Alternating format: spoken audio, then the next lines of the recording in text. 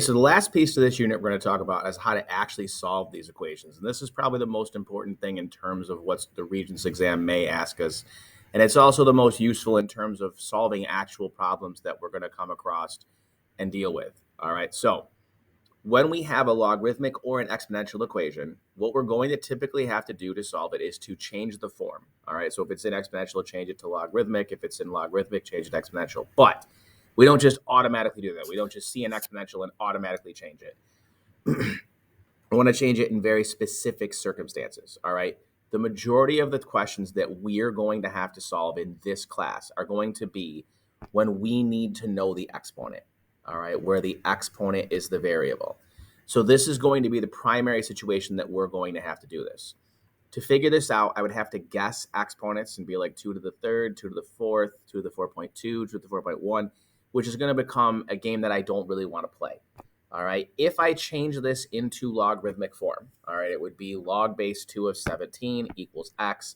The calculator can do this. We didn't talk about how to do this yet, but the calculator is able to do this.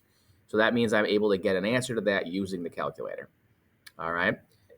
The other main situation where we'll have to do one of these will be when I have a logarithmic equation and we're looking for the number next to the log, this number right here.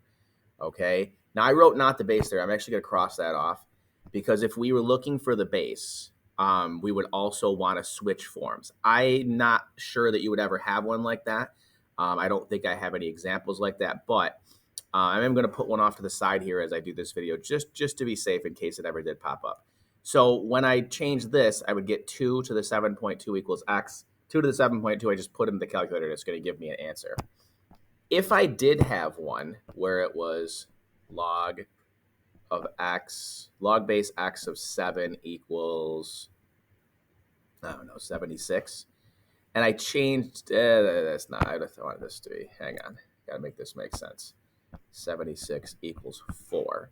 Then I would get x to the fourth equals 76. And again, we know how to solve this also, all right, because we have done this in other units. I would take the fourth root or raise it to the 1/4 power. We did both of those things, all right? And then that would give me x equals whatever number I get right there.